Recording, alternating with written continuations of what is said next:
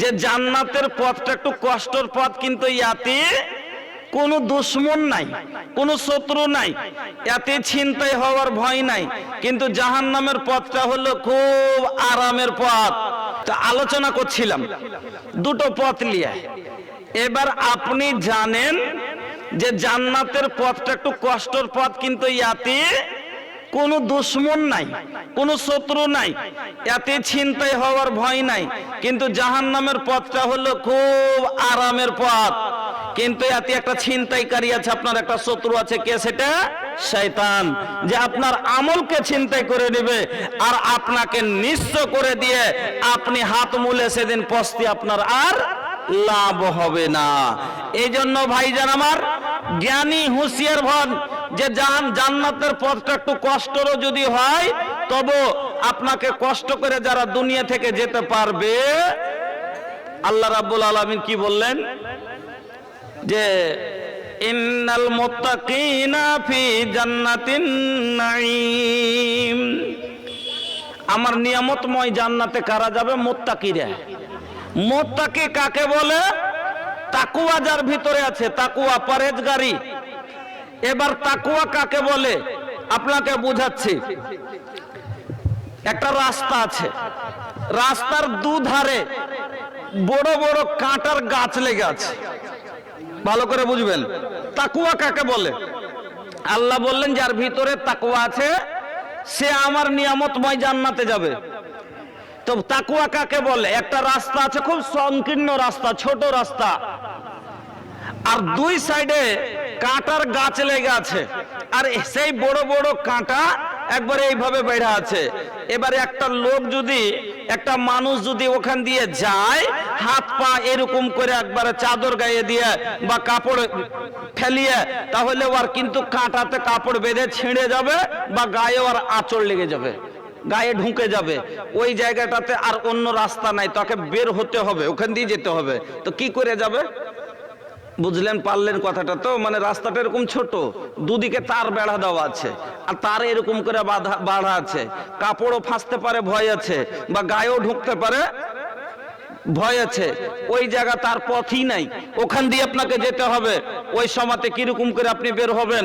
তখন নিজ থেকে কাপড় ধরে গেল, যদি এরকম পরে আছেন ডাইরেক্ট যেতে পারবেন না, তখন কাপড়টাকে জমা করে লিয়া, চাদরটাকে সাইটে সুইটে এরকম করে গাকে বাঁচিয়ে বাঁচিয়ে বাঁচিয়ে বাঁচিয়ে আপনি রাস্তাটা পার করবেন কিনা?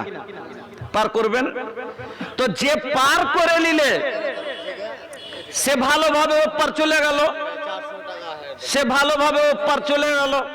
তো তাকওয়া বলে যে দুনিয়াটাতে যে আছে, দুনিয়াতে এত ফিতনা আছে, ফিতনার কাঁটা চারিদিকে আপনার খাড়ো হয়ে আছে।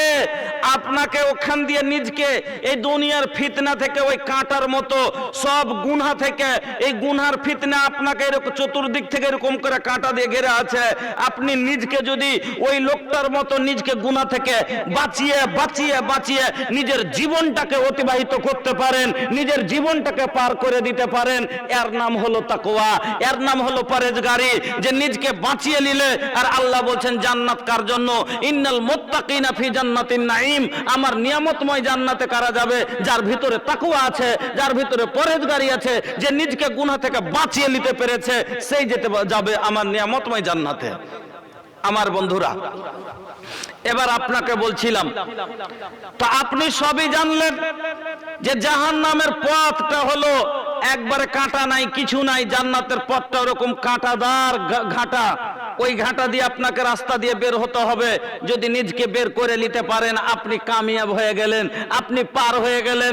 আর যদি আপনি চান যে আমি হাত মেল করে চলবো, আমি পা মেল করে চলবো, আমি বডি একবারে সিনে তাইনা চলবো, আপনার গায়ে কাঁটা বেঁধে যাবে, আপনার কাপড় আটকে যাবে। ওই রকমই আপনি সেই দিন আটকে যাবেন, আপনি নিজকে ছুটাতে পারবেন না। এই এমন একটা কাঁটা, এমন একটা দুনিয়ার ফিতনার কাঁটা, যাতে আপনি উলঝে গেলে আর আপনাকে ছড়ানো যাবে না। আমার বন্ধুরা, আমার ভাইজানেরা, তাহলে বুঝতে পারলেন যে দুটো পথ আপনাকে ভালো করে বুঝিয়ে দিলাম। যে আপনার ইচ্ছে, ওই লোক চ্যাংড়া দুটার উদাহরণ দিয়ে যে দুটো যেমন ও বুঝতে পারলে যে না এটাতে কষ্ট হোক কিন্তু নিরাপদ আছে, এটাতে কষ্ট নাই কিন্তু নিরাপদ নাই, তাহলে আমার যেটাতে নিরাপদ আছে আমার কষ্ট হলে আমি সেটা পথ অবলম্বন করব, আমি সেটা দিয়েই যাব। তাহলে ওরকম জান্নাতের পথটা ভাই একটু কষ্টর পথ। এতে যে আছে আপনার কষ্ট হবে। কি কি কষ্ট? যেদিন থেকে সাবালক হলেন সেদিন থেকেই আপনাকে নামাজ পড়তে হবে, ঠান্ডায় উজু করতে হবে, গরমে রোজা রাখতে হবে, পিপাসায় বুক ফাটাতে হবে, হালাল হারামে তামিজ করে বাইচে চলতে হবে। আপনাকে সব সময় যেরকম রাস্তাটা খারাপ হলে পারে আপনি কাইটা বাঁচিয়ে যাবেন কিনা, নিজকে গাড়ি নিয়ে যাবেন, ওরকম নিজকে বেঁচে বেঁচে চলতে হবে। আমার বন্ধুরা, এবার আল্লাহ রাব্বুল আলামিন বলেন যে সেদিন কিয়ামতের দিন দুটা দুনিয়াতে যেরকম দুটা দল আছে, একটা কাফেরের দল, একটা মুমিনের দল, একটা গুনাহগারের দল, একটা নেককারের দল। কিয়ামতের দিন দুটা দল হবে, একটা দল হবে হিজবাল্লাহ, আল্লাহর দল, একটা হবে হিজবাস শয়তান, শয়তানের দল। আপনার দিকে দল আছে, একটা সিপিএম এর দল, একটা কংগ্রেসের দল আছে না নাই? আছে। হ্যাঁ, আমার কাছে যেরকম বিহারে একটা মোদির একটা বিজেপির দল আর একটা আরজেডির দল। হ্যাঁ, আরজেডির দল যেটা মোটা দল, যেটা দুটা দলের কথা আমি বলছি এখানে উদাহরণে, যে তো মোদির যারা ভক্ত, বিজেপিতে যারা যোগদান করে আছে, মোদি ও জানছে যে মোদি সব বেচে খাইলে, রেল বেচলে, তেল বেচলে, সেল বেচলে, এয়ারপোর্ট বেচলে, এয়ারলাইন্স বেচলে, স্টেশন বেচলে, যা ছিল সব বেচে খাইলে, তা কইছে মোদি জিন্দাবাদ, বলছে না? বলে না? ও জানছে কি যে সব বিক্রি করে দিলে, তেলের দাম বাড়িয়ে দিলে, গ্যাসের দাম বাড়িয়ে দিলে, সব নষ্ট করে দিলে, দেশ বরবাদ হয়ে গেল, তারপরে ও যে অনুসরণ করছে ওর দলে আছে, এই জন্য ও কিচ্ছু বোঝে না, বলছে জিন্দাবাদ। ওই রকমই আরজেডির দলে যারা আছে, সিপিএম এর দলে যারা আছে, ওরা ওর সাথে আছে। ও যদি ভুল করে, ওর দলের লোক নেতা ভুল করে, তবে বলছে জিন্দাবাদ। তো ওই রকমই কিছু লোক শয়তানের দলে আছে, কিছু লোক আল্লাহর দলে আছে। কারা আল্লাহর দলে আছে? কোরআনের কথা বলে আল্লাহর দল, এই দলে যারা চলে তারাই সফল। কোরআনের কথা বলে আল্লাহর দল, এই দলে যারা চলে তারাই সফল। এই পথে এত বাধা ছিল না জানা, আল্লাহ হুম্মা ইয়াসসির লানা উমুরানা। ইসলামী হুকুমত চাই না যারা, কুল সাতাওয়ানাচার ছড়াই তারা, যারা করে হানাহানি খুন ছিনতাই, সত্য নয়ের কথা তাদের শোনায়, দুর্বল ভীরু নয় গাজী বা শহীদ হয়, জান্নাতে পেতে চাই শেষ ঠিকানা। আল্লাহ হুম্মা ইয়াসসির লানা উমুরানা। আমার বন্ধুরা, সেদিন দুটা দলে ভাগ হয়ে যাবে মানুষ, তার একটা হবে পাস, এক দল হবে পাস, আর এক দল হবে ফেল। দুটা দল, পাস আর ফেল, দুটা দল হবে। কলেজে আপনার মালদা জেলাতে অনেক কলেজ আছে, সব জেলাতে আছে কিনা? তো কলেজে হাজারো বাচ্চা পড়ে, শত শত বাচ্চা লেখাপড়া করে। তো সবারই মা বাবা বাচ্চা যখন পাঠায় তখন এই কথাই বলে পাঠায়, যা বেটা ভালো করে পড়িস, নাকি ভালো মার্ক নিয়ে আসিস, ভালোভাবে পাস কর বেটা, চাকরি লে, তাইলে তোর জীবনে সুখ হবে, নাকি?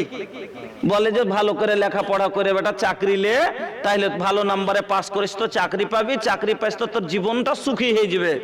এবার সব মা বাবাই বলে পাঠায়, আর পাঠা ওখানে যাওয়ার পরে সব ছেলে কি মা বাবার কথা মতো পড়ে? পড়ে না।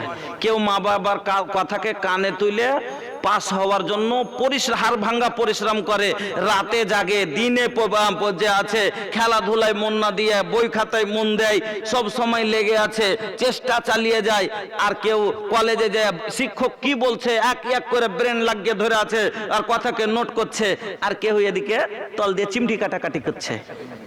স্কুলের ফাঁকে জার করে কলেজের পিছে দিকে যে বিড়ি টানাটানি করছে, ছেলে মেয়েদেরকে র্যাগিং করে বেড়াচ্ছে, এখানে ওখানে ভণ্ডামি করে বেড়াচ্ছে। এবার ক্লাসে বসে দুইজন সমান নাম্বার আনতে পারবে? পারবে কি? কোনোদিন পারবে না।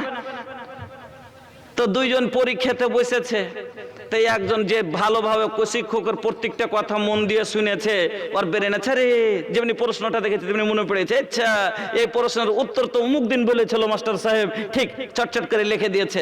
আর যে পড়েনি ওই সময়তেও কইছে স্যার 5 মিনিট, মানে ও বিড়ি খেতে গেছে 5 মিনিট, স্যার মনে করছে পেছাব করতে গেল, ও বিড়ি খেতে গেছে, কইছে স্যার 5 মিনিট, আর স্কুলের পিছিয়ে দিকে যাওয়ার করে বিড়ি খেছে, সিগারেট খেছে, ওই ছুটে গেল পড়াখানটা, রোজ এরকম করেছে। এবার ও কি লিখবে? তা আমাদের বিহারে মানে একটা প্রশ্ন এসছে কি কে গায় पर एक लिख लिखो, স্কুলে একটা প্রশ্ন দিয়েছে কি গায় पर एक लिख लिखो, কথাটা বুঝতে পারলেন না?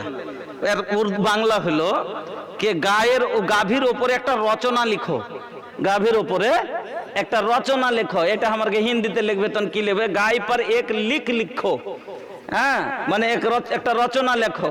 তোকে লিখতে হবে গাভী একটা চতুষ্পদ জন্তু, তার 4টা কি আছে, পা আছে, একটা লেজ আছে, 2টো শিং আছে, 2টো চোখ আছে, এরকম হয় ওরকম হয়, এটা লিখতে হবে ওকে। तो ওরকমই হিন্দিতে যখন লিখবে তখন गाय एक चौपाया जानवर है, उसका 4 पैर होता है, 2 आंख है, 2 सींग है, 1 नाक है, ये 2 कान है, এরকম ऐसा मोटा होता है, इतना ऊंचा होता है, सब लिखबे कि ना? तो पारबे তাহলে তো লিখবে। ও লিখেছে কি गाय मेरी माता है और मास्टर साहब को नंबर देना आता है।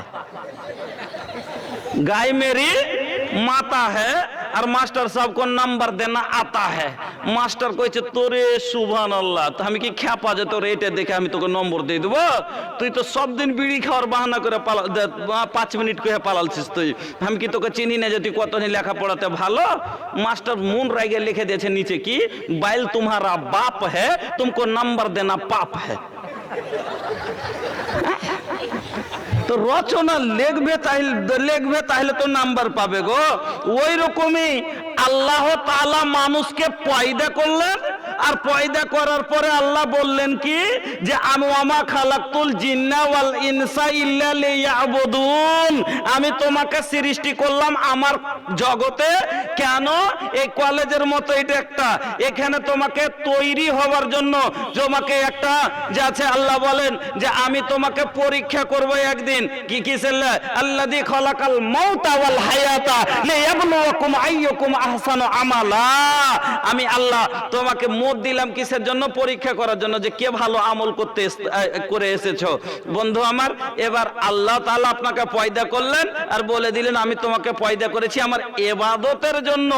এবার ইবাদত করলেন না, আর আপনি মনে করছেন যে আমি সমান মার্ক পাবো, আমি একই নাম্বার পাবো, একই জান্নাতে স্থান হবে আমার। এটা কোনোদিন হয়েছে কি? হয়নি। এবার পরীক্ষা শুরু হলো, পরীক্ষাতে বসে 2টো ছেলে উতি এটা লিখলে, আর আরেকজন একবারে যা যা দিয়েছে প্রশ্ন পাটাপাট পাটাপাট পাটাপাট সব লিখে দিয়েছে। লিখে দিয়ে এবার ওর বাড়ি গেছে, ওর আব্বা বলছে যে হ্যাঁ রে রেজাল্ট কবে হবে? রেজাল্ট কবে হবে? কইছে আব্বা ফেব্রুয়ারি মাসের 5 তারিখে, ফেব্রুয়ারি মাসের 5 তারিখে হবে রেজাল্ট। তো অপেক্ষায় আছে। কইছে কি রে বেটা ভালো নম্বর আসবে তো? কইছে হ্যাঁ আব্বা আমার বিশ্বাস আছে ভালো নম্বর আসবে। এবার ও তো লিখেছে, তোর মনে মনে ও জানছে যে আমি লিখতে পেরেছি তো আমার ভালো নাম্বার আসবে। আর যে লেখেনি ওর আব্বা পুছ করছে কবে রেজাল্ট হবে রে? কইছে লেট আছে, লেট আছে। তুই মনে মনে কইছে যতদিন ফেব্রুয়ারিতে না হয় আর বছর ফেব্রুয়ারিতে রেজাল্টটা হইতো তো ভালো হইতো। কেন যে আমি তো ফেল আছি। আর যেদিন দেখবে আব্বা সেদিনই হাকে জুতাইবে, যেদিন হার আব্বা দেখবে হার রেজাল্ট সেদিনই হাকে জুতাইবে। তো রেজাল্টটা না পেলে ওইটাই যত লেট হবে তত ভালো। ওই রকমই কিয়ামতের দিন আল্লাহ তাআলা মানুষের পরীক্ষা করবেন, নিরীক্ষা করবেন, করার পরে তার জীবনের সব আমল মতটা দিয়ে পরীক্ষা করে তার জীবনের 2টো খাতাকে তুলবে। কতখানি নাই, রোজার কোনো দরকার নাই, জাহান্নামে গেলে একবারে সরাসরি ন্যাশনাল হাইওয়ে চলে যাবে। কোনো ইয়াতে মানা নাই, বিধা নাই, বাধা নাই, কিছুই নাই, চলে যাবে।